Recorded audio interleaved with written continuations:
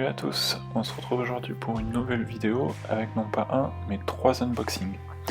Il s'agit aujourd'hui de la gamme des comiquettes par Sideshow autour du personnage de Spider-Man et d'après l'artiste J. Scott Campbell. Le format de la vidéo diffère un peu, car en plus de l'unboxing en musique, je vous partage mes impressions. Dites-moi ce que vous pensez de ce format en commentaire. Et on commence tout de suite par le Spider-Man.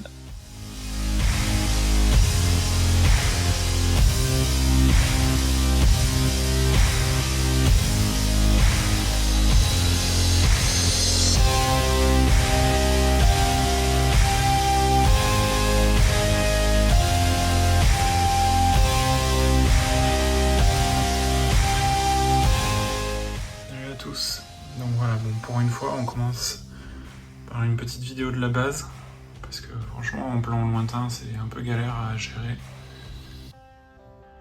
Donc là, on est clairement sur une forte inspiration de la première comiquette Sideshow qui a été réalisée il y a presque une dizaine d'années maintenant.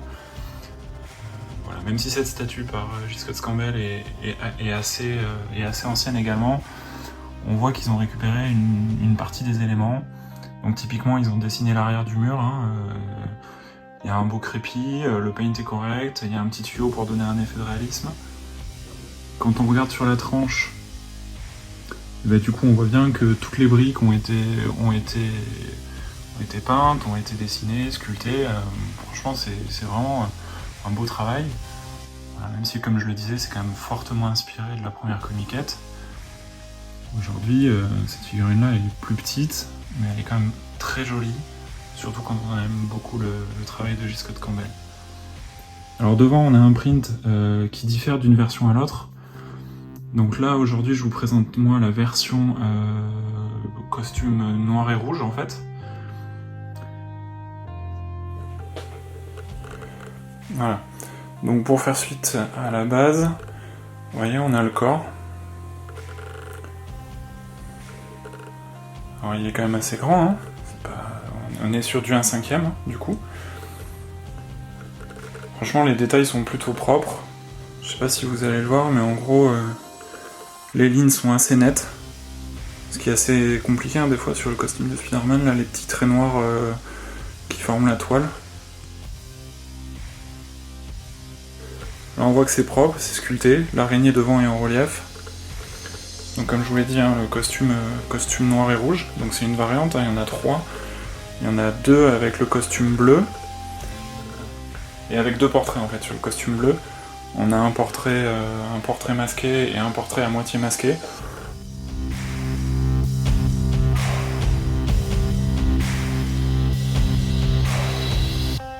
Voilà, donc du coup là vous voyez vraiment la statue, elle est vraiment plutôt chouette. Je vais vous montrer le reste des pièces. On va commencer du coup par le portrait.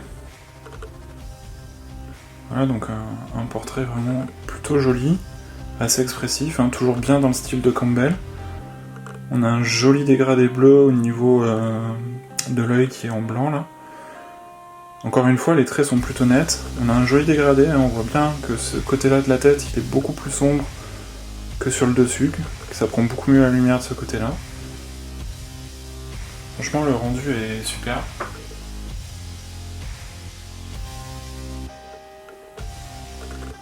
On va passer au bras. Toujours pareil, un joli travail. C'est plutôt propre pour le prix. Aujourd'hui, c'est quand même une statue qui se trouve encore en occasion autour des... on va dire entre 3 et 400 euros grand maximum. Au-delà de 400, c'est pas la peine. 300 c'est un bon prix. On n'est pas excessivement loin du prix d'origine. Un truc, si jamais vous l'achetez, je vous recommande de faire extrêmement attention aux doigts. Ils sont extrêmement fins. Il n'y a pas de renfort dedans, donc ils sont assez sujets à casse. Alors la mienne est nickel. Comme vous avez pu le voir sur le carton d'emballage, il y a un emplacement dédié pour les bras.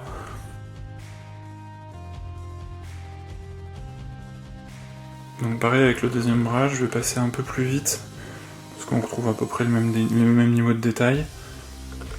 Toujours les doigts extrêmement longs. J'insiste un peu, mais franchement faites attention.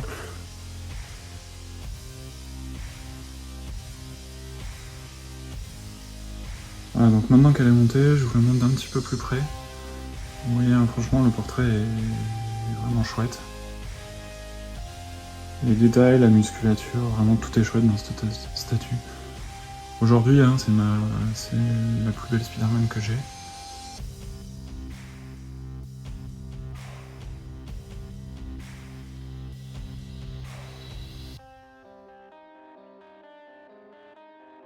Je vous montre encore rapidement l'arrière du mur, hein, toujours avec le même niveau de détail. Ça vaut vraiment le coup.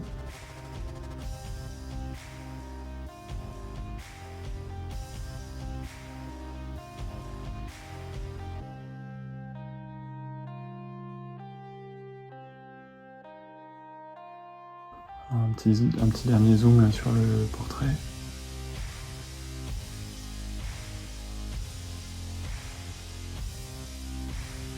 Donc là. Et allez, du coup maintenant on passe aux deux autres.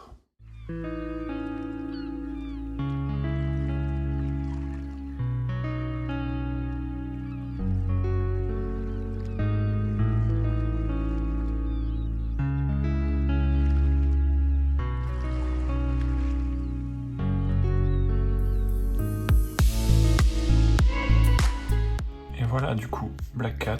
Donc je vous la montre directement comme ça, il n'y a rien à assembler. La statue est en une seule pièce.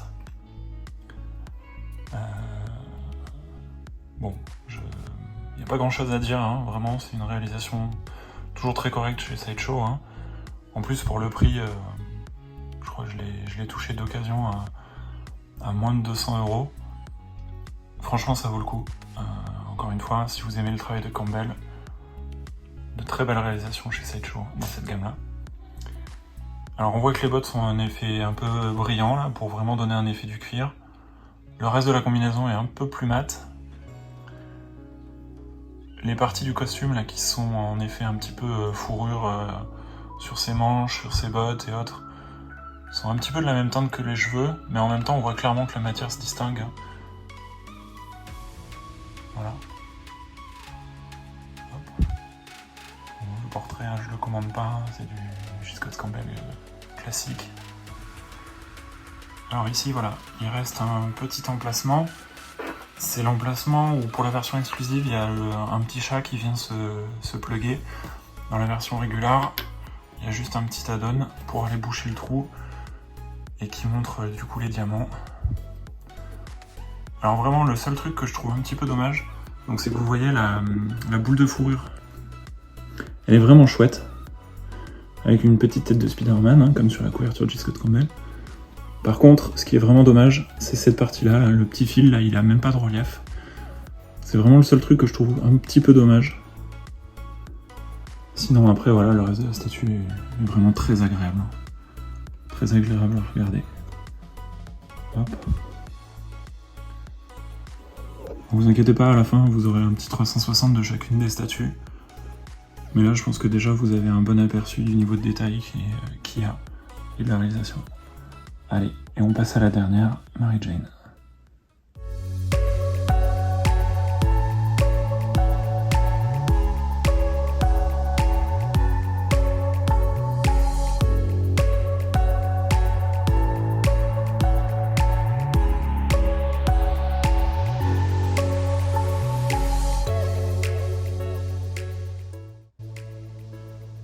Et voilà donc Mary Jane, avec son petit visage et taches de rousseur. La réalisation est toujours vraiment très très chouette. Hein. Bon, c'est une de celles qui a le plus coté. Aujourd'hui elle se trouve en occasion assez facilement, hein, parce qu'on est sur un joli tirage. Hein. On est à plus de 3000 exemplaires. Mais elle a assez coté. Bon, je passe rapidement sur l'arrière, hein, vous l'avez compris. Scott Campbell, il dessine des femmes sexy. Et là, je trouve vraiment qu'il rend bien justice à Mary Jane. Vraiment, on retrouve vraiment cet esprit, la petite amie de Peter Parker, ultra sexy et en même temps assez attachante. Voilà. Donc pour la réalisation, il y en a qui ont eu pas mal de problèmes de paint, hein. Notamment au niveau des magazines, au niveau du pouf, où ça a assez mal vieilli, ou alors il y avait eu des problèmes à l'usine. je sais pas trop. Mais en tout cas, là sur celle que j'ai reçue, moi, elle est plutôt en bon état. Le paint a vraiment bien tenu. C'est quand même une statue qui se démode pas vraiment, hein. On apprécie beaucoup de la voir. La cote, comme je le disais, hein, maintenant elle est plutôt autour des 400 €, alors que c'était une statue à 200-250 € à sa sortie. Mais heureusement, grâce à l'édition, on la trouve assez facilement. Voilà, je sais pas trop ce qu'il faut en dire de plus. Vraiment, la réalisation est pas mal. Les petits détails au niveau du jean sont très corrects. Les textures sont plutôt bien rendues, on voit clairement la différence avec le costume et la peau. Joli ombrage, hein, au niveau de son t-shirt. Le paint au niveau des cheveux est très correct, assez simple, hein, mais franchement ça fait bien le taf. Allez, maintenant je vous passe une petite vue d'ensemble sur les trois et je vous dis ce que je pense de la gamme. Allez, voilà, comme je viens de vous le dire, voici la gamme un peu dans son ensemble. Ça marche très très bien. À un 5e, je trouve que c'est assez idéal. Ça se prête bien à ce format, parce que les designs sont quand même assez simples, il y a peu de texture, hein. On est sur l'adaptation d'un crayonné de J. Scott Campbell, avec pas mal d'aplats. Donc franchement, au-delà d'un 5e, ça aurait pas été bien. Et un 5e, vraiment, ça permet d'avoir une gamme très jolie, quand même assez imposante, hein. Le Spider-Man, il fait quand même 45 cm de haut. La Mary Jane doit en faire une petite trentaine. Et la Black Cat, c'est la plus petite, hein, elle en fait une quinzaine. Voilà, donc je reviens un petit peu sur le détail. Bon, comme vous en doutez, la gamme est pas complète. J'aurais aimé avoir la Gwen Stacy, vraiment pour compléter le set. Bon, sauf qu'aujourd'hui, voilà, elle est introuvable. Ou alors un prix assez exorbitant. C'est encore une statue qui est sortie à 300 € et qui maintenant cote autour des 700-800, qui se trouve pas facilement, mais qui a beaucoup de charisme. Vraiment, c'est quelque chose que j'aurais aimé avoir. Donc à l'occasion, peut-être qu'à l'avenir, je finirai par en trouver une pour compléter la gamme. Sinon, après, pour en revenir sur cette gamme Spider-Man, c'est vrai que j'aimerais aussi beaucoup qu'il la complète, en fait, qu'il fasse des nouveaux personnages. Campbell, il a fait vraiment beaucoup de couvertures. Je pense que ça sera l'occasion de rajouter un ou deux personnages. Peut-être une Silk. Ou alors refaire une Gwen, étant donné que la première est introuvable. Peut-être refaire une Gwen à un tarif plus raisonnable, hein, bien sûr. Et en version Spider-Gwen, du coup. Il y a eu pas mal de couvertures. Si j'ai le temps au montage, je vous montre une ou deux couvertures que je trouverais sympa à adapter. Voilà. Bon, bah c'est tout pour cet unboxing. Je vais mettre ça en vitrine. Et je vais vous laisser avec un petit 360 en musique des figurines. Allez, à bientôt pour la prochaine vidéo. Ciao.